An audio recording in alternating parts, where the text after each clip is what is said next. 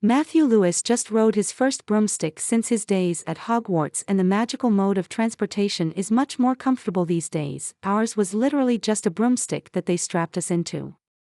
We had harnesses and whatnot, but yeah, very much not comfortable. Lewis, who played Neville Longbottom in all 8 Harry Potter films, exclusively told What's the Gossip while at Harry Potter New York. This isn't even a bicycle seat they've got here. They've got this real comfy little seat that's perfect and nice. If you're going to do it, come and do it here at Harry Potter New York. The Manhattan store has a new photo experience that puts visitors into the air at Hogwarts, on the Quidditch pitch and more. It's something Potterheads will enjoy experiencing more than 2 decades after watching Neville's first flying lesson in 2001's Harry Potter and the Sorcerer's Stone. While the flying scenes became much more sophisticated as the films went on, Lewis recalled, his first scene on the broom. The most memorable flight for Neville was less advanced. When it was me on that first day, they literally just strapped a broomstick to a crane on the back of a pickup truck and then drove me around on it, he said. I was very safe, obviously, and the stunt team were great, but very unsophisticated compared to what came later and what they've got here. Though fans often return to the Wizarding World, Lewis, now 34, said he doesn't watch the movies very often, especially if he's flipping through channels and sees himself on screen.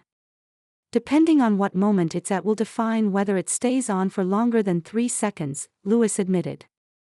If it's a bit that I'm not in, then I tend to say, oh, this is cool. Watch this for a bit, watch someone else be good. If I happen to be on, then it flicks immediately off. Yeah, I can't bear it. His family, however, doesn't feel the same way. Lewis, who married wife Angela Jones in 2018, revealed that his spouse's dad is the one to turn it on most often.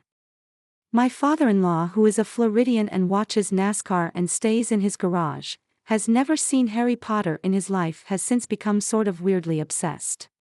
Whenever it's on TV, he watches it, which is the sweetest thing, but unbearable whenever I go around there and he's got it on, while watching the film still isn't exactly comfortable. Lewis admitted his own relationship to the franchise has changed over time, especially as he watches a different generation connect with the story. You kind of come back to it in a weird way, and you realize that my niece and nephew, who are 5 years old, have discovered it and they're watching it, he shared. One thing that hasn't changed is his bonds with his co-stars. James and Oliver Phelps met up with Lewis in Florida for a round of golf earlier this year.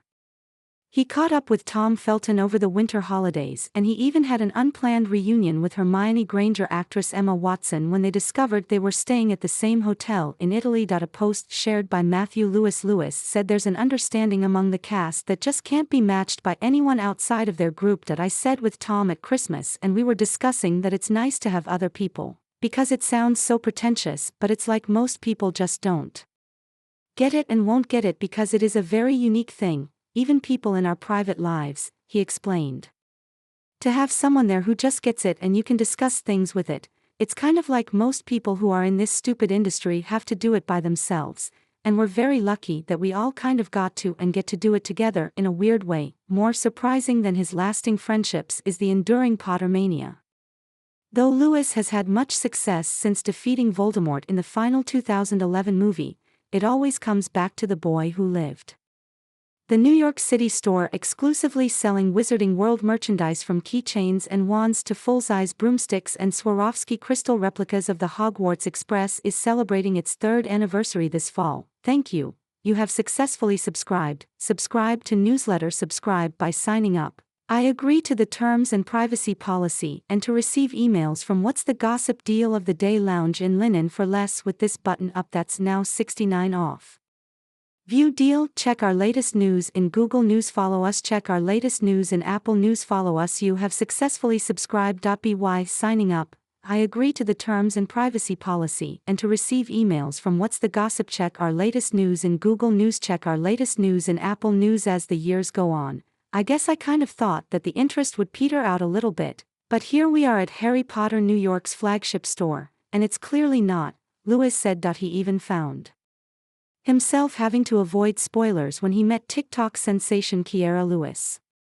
She does these TikToks where she's watching it and reading it for the first time, he explained. She was asking me what my favorite experience was and I almost spoiled the ending for her.